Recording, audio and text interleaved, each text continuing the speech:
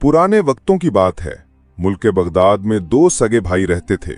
बड़े भाई का नाम कासिम था और छोटे भाई का नाम अली बाबा। कासिम निहायत लालची और खुदगर्ज इंसान था। अपनी ख्वाहिशात के लिए कुछ भी कर सकता था, जबकि अली बाबा एक नेक दिल और ईमानदार शख्स था। कासिम बेइंतहा दौलतमंद था। महल नुमा घर, बेशकीमत कपड़े और बेशुमार नौकर चाकर उसकी खिदमत में मौजूद रहते, मगर इसके बावजूद भी वो हर वक्त दौलत के पीछे भागता रहता। अली बाबा के बरक्स, जो एक गरीब लकड़हारा था, वो दिन भर जंगल में कुल्हाड़ा चलाकर लकड़ियां जमा करता और शाम को बाजार में बेचता। इस कलील आमदनी में ही वो अल्लाह का शुक्र अदा करता और जिंदगी गुजारता। एक दिन अली बाबा हस्बे मामूल जंगल में लकड़ियां काटने गया। सूरज ढलने को था जब उसने घोड़ों की टापों की आवाज सुनी। उसने फौरन एक बड़ी चट्टान के पीछे छुपकर देखा। करीब आते आते वो सवार वजे हो गए। वो तकरीबन 40 आदमी थे, सब के सब निकाब पहने और तलवारों से लैस। वो एक बड़ी चट्टान के सामने आकर रुके। घोड़ों से उतरकर वो अपने भारी थैले कंधों पर लादे चट्टान के करीब आए।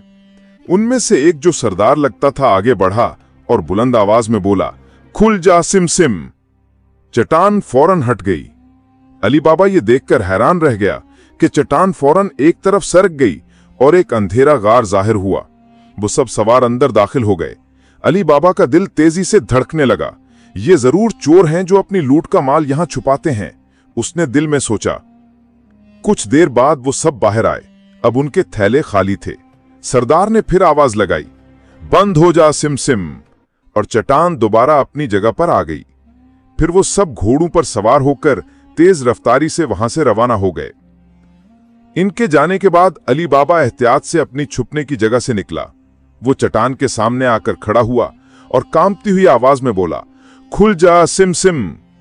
चट्टान फौरन हट गई। अली बाबा के कदम लरसते हुए अंदर बढ़े। जैसे ही वो गार में दाखिल हुआ, आंखें खैरा हो गईं। वहां हर तरफ सोने चांदी के ढेर, हीरे जवाहरात और कीमती अशरफियां पड़ी थीं। वो हैरान रह गया। ये खजाना किसी बादशाह के कई खजाने मिलाकर भी इतना ना होता, उसने दिल में कहा। उसने जल्दी से 3 थैले अशरफियों से भरे और बाहर निकल आया। दरवाजे के सामने आकर बोला, बंद हो जा सिम सिम। चट्टान अपनी जगह वापस आ गई। वो खुशी खुशी वो खजाना लेकर घर पहुंचा। बीवी ने थैले खोले तो आंखें हैरत से फैल गईं। ये कहां से आया, उसने पूछा। अली बाबा ने सारा वाकया उसे सुना दिया, मगर सख्ती से ताकीद की, खबरदार ये बात किसी को ना बताना, वरना हम बड़ी मुसीबत में फंस जाएंगे। फिर उसने कहा, ऐसा करो, कासिम के घर जाकर तराजू ले आओ ताकि हम अशरफियां तोलकर जमीन में दफन कर सकें। अली बाबा की बीवी कासिम के घर गई। कासिम घर पर नहीं था। उसकी बीवी निहायत चालाक औरत थी। जब अली बाबा की बीवी ने तराजू मांगा तो वो चौंकी। इन्हें तराजू की क्या जरूरत आ गई, मगर उसने जाहिर न होने दिया। खामोशी से तराजू दे दिया, लेकिन चुपके से उसके नीचे थोड़ी सी गूंद लगा दी। जब अली बाबा की बीवी तराजू लेकर वापस आई तो अली बाबा ने जल्दी जल्दी अशरफियां तोली। एक अशरफी गूंद के बायस तराजू के पलड़े के नीचे चिपक गई। जब तराजू वापस किया गया तो वो अशरफी वहीं लगी रह गई। कासिम की बीवी ने वो अशरफी देख ली। रात को जब कासिम घर आया तो उसने उसे सारा हाल सुनाया। कासिम के दिल में लालच की आग भड़क उठी। इतनी दौलत अली बाबा के पास और मुझे खबर तक नहीं। उसने उसी वक्त फैसला कर लिया। वो फौरन अली बाबा के पास गया और सख्ती से पूछगछ की। अली बाबा ने घबराकर सारी हकीकत बता दी। कासिम ने फौरन खजाना हासिल करने का इरादा किया।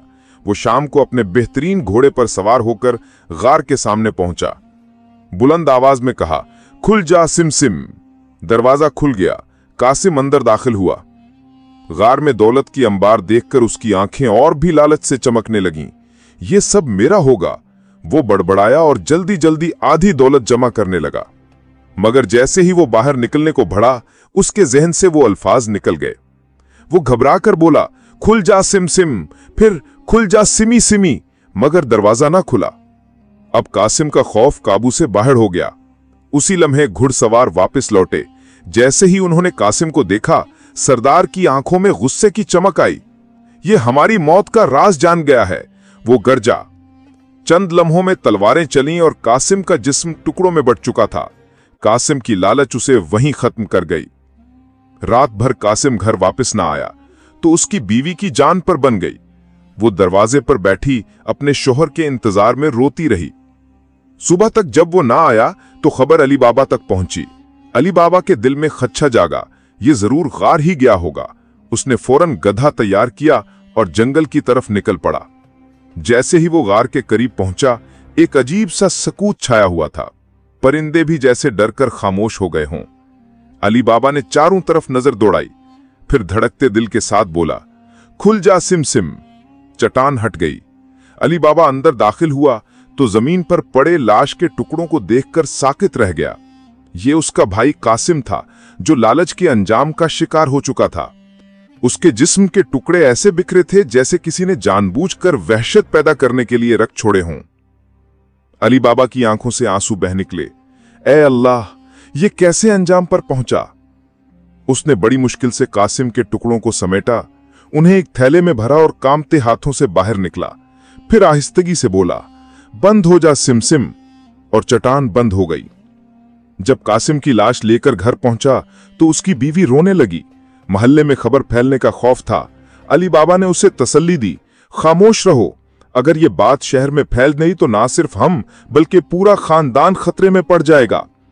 अली बाबा की कनीज मर्जीना निहायत अक्लमंद और हाजिर जवाब लड़की थी। उसने कहा, मालिक, एक रास्ता है। अगर लाश को ऐसे सी दिया जाए कि पहचानी ना जा सके तो कफन दफन करना आसान हो जाएगा। अली बाबा ने पूछा, मगर ये काम करेगा कौन? मर्जीना बोली, मैं एक ऐसे मोची को जानती हूं जो हकीम भी है और मुर्दा जिस्म की सिलाई कर सकता है। रात के अंधेरे में मर्जीना मोची के पास गई, उसकी आंखों पर पट्टी बांधी और 2 अशर्फियां देकर उसे घर ले आई। मोची ने लाश के टुकड़ों को बड़ी महारत से सी दिया। मर्जीना ने दोबारा उसकी आंखों पर पट्टी बांधी और उसे वापस छोड़ आई। दूसरी तरफ जब 40 चोर गार में वापस आए और देखा कि कासिम की लाश गायब है तो वो हैरान रह गए। सरदार का चेहरा गुस्से से सुर्ख हो गया। ये किसी अकेले का काम नहीं, कोई और भी हमारे राज से वाकिफ हो गया है। उन्होंने कसम खाई कि वो उस शख्स को ढूंढ कर खत्म कर देंगे। सरदार ने एक चोर को हुक्म दिया, शहर जाओ, पता लगाओ ये लाश किसने सी है, वही हमें उस शख्स तक ले जाएगा। चोर भेस बदलकर शहर आया और चंद ही दिनों में उस मोची तक पहुंच गया। उसने 4 अशर्फियों का लालच देकर कहा, मुझे उस घर तक ले चलो जहां तुम्हें लाश सीने का काम मिला था। मोची ने कहा, मैंने घर देखा नहीं। चोर ने उसकी आंखों पर पट्टी बांधी और पीछे पीछे चलता रहा। आखिरकार मोची कदमों के अंदाज से कासिम की हवेली तक पहुंचा और कहा, यही वो घर है। चोर ने कासिम के दरवाजे पर एक छोटा सा चाक से निशान लगा दिया और वापस चला गया। लेकिन मर्जीना की आंखें हर वक्त चौकस रहती थीं। जब वो घर से बाहर निकली तो उन्होंने दरवाजे पर निशान देखा और फौरन खतरा भांप गईं। उसने होशियारी से सारे मोहल्ले के दरवाजों पर वैसा ही निशान लगा दिया। शाम को चोर अपने सरदार के साथ वापस आया, मगर ये क्या, पूरे मोहल्ले के दरवाजों पर निशान थे। सरदार गुस्से से बोला, ये कोई मामूली आदमी नहीं, बहुत चालाक है। उसने मंसूबा बदला। अगली रात वो खुद शहर आया, मोची को साथ लेकर उसी हवेली तक पहुंचा। इस बार निशान लगाने के बजाय उसने घर के हर गोशे को गौर से देखा और उसकी शक्ल ज़हन नशीन कर ली। यही है, वो बड़बड़ाया और वापस चला गया। उसी रात एक और खेल शुरू हुआ। इशा की नमाज के बाद अली बाबा के दरवाजे पर दस्तक हुई। अली बाबा ने दरवाजा खोला तो सामने एक आदमी खड़ा था। मैं तेल का सौदागर हूं, मेरे पास 40 तेल के मटके हैं। रात गुजारने के लिए जगह चाहिए, सुबह होते ही मैं रवाना हो जाऊंगा। अली बाबा ने खुश इखलाकी से कहा, आइए अंदर आइए। मगर उसे क्या खबर थी कि यह तेल का सौदागर नहीं बल्कि 40 चोरों का सरदार था। और तेल के मटकों में तेल नहीं बल्कि हर मटके में एक एक चोर छुपा हुआ था। रात गहरी हुई, अंधेरों ने गलियों को निगल लिया। अली बाबा अपने कमरे में सो गया, लेकिन मर्जीना की नींद में खलल पड़ा। वो चिराग जलाने के लिए तेल लेने गई। जैसे ही एक मटके के पास पहुंची तो अंदर से दबी दबी आवाज आई, सरदार, क्या वक्त आ गया, क्या हम बाहर आए? मर्जीना लम्हा भर को साकित रह गई, फिर सब समझ गई। उसने अपने कदम दबाए और एक मटके में असली तेल निकालकर देगची में गाला, उसे खूब गर्म किया और फिर एक एक करके सब मटकों में उबलता तेल उंडेल दिया। हर मटके से चीखों की दबीती हुई आवाज आई और फिर सकूत। तमाम चोर तड़प कर मर गए। आधी रात को सरदार आया, अपने साथियों को इशारा किया, मगर कोई जवाब ना मिला। उसने मटकों के ढक्कन खोले तो अंदर जली हुई लाशें देखकर उसकी रूह कांप गई। वो फौरन वहां से भाग निकला। सुबह हुई तो मर्जीना ने अली बाबा को सारा वाकया सुनाया। अली बाबा हैरत और खुशी से मर्जीना का शुक्रिया अदा करता रहा, मगर सरदार की नफरत अभी खत्म नहीं हुई थी। वो जिंदा था और बदले के लिए वापस आने वाला था। सरदार के दिल में आग भड़क रही थी। 40 में से 39 चोर मर चुके थे और ये सब किसी एक चालाक दिमाग की साजिश थी। उसने तहिया कर लिया कि अब वो ना सिर्फ खजाने का राज पाने वाला तलाश करेगा, बल्कि उसे ऐसा अंजाम देगा कि लोग मुद्दतों याद रखें। चंद दिन बाद सरदार ने अपना हुलिया बदला। अब वो एक खुश इखलाक, शरीफ नजर आने वाला ताजिर बन चुका था। बाजार में एक छोटी सी दुकान किराए पर ली और वहां कीमती कपड़े, इतर, खुशबुएं और पारचाजात बेचने लगा। आहिस्ता आहिस्ता वो शहर में मशहूर होने लगा। अली बाबा के गुलाम भी इस बाजार से सौदा सलाफ लाते थे। यही वो मौका था जिसका सरदार को इंतजार था। एक दिन मर्जीना खुद बाजार आई। वो चाहती थी कि अली बाबा की बीवी के लिए कोई कीमती खुशबू खरीदे। सरदार ने मुस्कुराकर खुशबू की शीशी उसे दी और कहा, बीबी, ये खुशबू खास लोग ही खरीदते हैं। क्या आप अली बाबा के महल से आई हैं? मर्जीना चौंक गई, लेकिन फौरन खुद को संभाला। क्यों, क्या महल का हर खरीदार खास होता है? उसने हंसते हुए कहा। लेकिन सरदार उसकी आंखों की झलक में जान चुका था, यही वो लड़की है, यही वो दिमाग है जिसने मेरे साथियों को खत्म किया। उसने फैसला कर लिया, वो मर्जीना के एतमाद में आकर उस घर तक खुद पहुंचेगा। चंद दिनों के बाद वो कुछ कीमती तोहफे लेकर अली बाबा के दर पर पहुंचा। मैं एक ताजिर हूं, सुना है आप बहुत मुअज़्ज़िज़ इंसान हैं। चाहता हूं कि आप मेरे मेहमान बने या मुझे अपने दरबार में आने की इजाजत दें ताकि मैं आपके लिए कुछ पेश कर सकूं। अली बाबा एक नेक दिल इंसान था, उसे कुछ शक ना गुजरा। उसने सरदार को अंदर आने की दावत दे दी। रात को दरबार में चिरागां रोशन थे, मेहमानों के लिए कालीन बिछाए गए, खादिम मशरूबात ला रहे थे और अली बाबा, उसका बेटा, मर्जीना और दीगर अहले खाना मौजूद थे। सरदार ने तोहफे पेश किए, बातचीत होने लगी। मर्जीना एक कोने में खड़ी सब कुछ देख रही थी। उसके दिल में कुछ बेचैनी सी थी। वो सरदार के हर अंदाज को गौर से देख रही थी। वो जिस तरह कदम रखता, बात करता, निगाहों से तोलता, सब कुछ जाना पहचाना लग रहा था। ये कोई मामूली ताजर नहीं हो सकता, मर्जीना ने खुद से कहा। अली बाबा के बेटे ने जब सरदार को खाने पर मुद्दू किया तो मर्जीना ने खामोशी से बावर्ची खाने का रुख किया।